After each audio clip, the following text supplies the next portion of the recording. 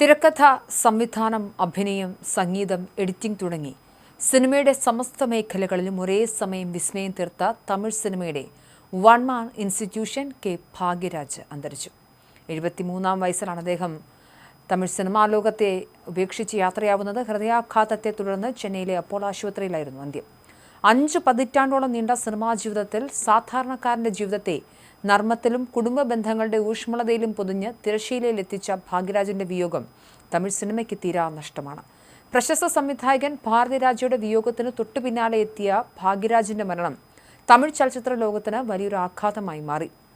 5 പതിറ്റാണ്ടോളം നീണ്ടുനിന്ന തന്റെ സിനിമാ ജീവിതത്തിൽ ഹാസ്യം, കുടുംബ ബന്ധങ്ങൾ, പ്രണയം, സാമൂഹിക പ്രസക്തിയുള്ള വിഷയങ്ങൾ എന്നിവ കോർത്തിണക്കുന്നതിൽ വൈദഗ്ധ്യം പുലർത്തിയിരുന്നു അദ്ദേഹം. മധ്യവർഗ ജീവിതത്തെയും അവരുടെ ദൈനംദിന പ്രശ്നങ്ങളെയും ലളിതമായും എന്നാൽ രസകരമായും അവതരിപ്പിക്കുന്നതായിരുന്നു രീതി. ബുദ്ധിപരമായ തിരക്കഥകളും അവിസ്മരണീയമായ സംഭാഷണങ്ങളും സിനിമകളെ ജനപ്രിയമാക്കി. അഭിനയ രംഗത്തും തന്റേതായ വ്യക്തിമുദ്ര പതിപ്പിച്ച അദ്ദേഹം സാധാരണക്കാരനായ ഒരു നായക സങ്കല്പത്തെയാണ് വെള്ളിത്തിരയിൽ അവതരിപ്പിച്ചത്. പ്രശസ്ത നടിയും മലയാളിയുമായ പൂർണിമ ജയറാമാണ് അദ്ദേഹത്തിന്റെ ഭാര്യ.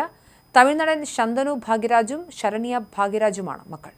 വൈവിധ്യമാർന്ന പ്രമേയങ്ങളിലൂടെ തമിഴ് സിനിമയെ ജനകീയമാക്കിയ ഒരു അതുല്യ പ്രതിഭയെയാണ് ഭാഗ്യരാജിന്റെ വിയോഗത്തിലൂടെ സിനിമാ ലോകത്തിന് നഷ്ടമായത്. തമിഴ് സിനിമയിലെ സുവർണ കാലഘട്ടത്തിന് അടിത്തറ പാകിയ സംവിധായകൻ ഭാരതിരാജയുടെ സഹായിയായാണ് ഭാഗ്യരാജ് സിനിമയിലേക്ക് എത്തുന്നത്. 1977-ൽ ഭാരതിരാജയുടെ 16 വയതിനിലെ എന്ന ചിത്രത്തിൽ ചെറിയൊരു വേഷത്തിൽ സിനിമ അഭിനയം തുടങ്ങി.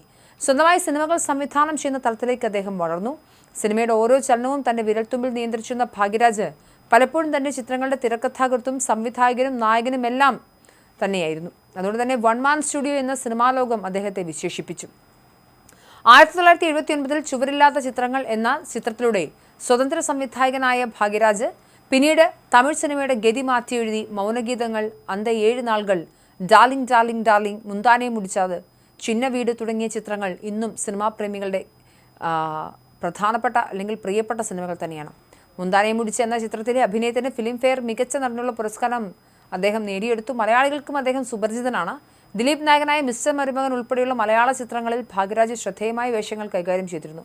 സിനിമയ്ക്ക് പുറമെ ഭാഗ്യ എന്ന വാരികയുടെ എഡിറ്ററായും നോവലിസ്റ്റായും അദ്ദേഹം തന്റെ സാന്നിധ്യം അറിയിച്ചു. അമിതാഭ് ബച്ചൻ നായകനായ ആഖിരി റാസ്ത എന്ന ഹിന്ദി ചിത്രം സംവിധാനം ചെയ്തുകൊണ്ട് അന്യഭാഷയിലും തന്റെ പ്രതിഭ തെളിയിക്കാൻ അദ്ദേഹത്തിന് സാധിച്ചു. അടുത്തിടെ ധനുഷ് ചിത്രമായ കുബേരയിലും അദ്ദേഹം വേഷമിട്ടിരുന്നു. സിനിമയിലെ തന്റെ 50-ാം വർഷത്തിൽ വീണ്ടും സംവിധാനത്തിലേക്ക് മടങ്ങിയെത്തുമെന്ന അദ്ദേഹത്തിന്റെ പ്രഖ്യാപനം ആരാധകർ വലിയ ആവേശത്തോടെയാണ് സ്വീകരിച്ചത്.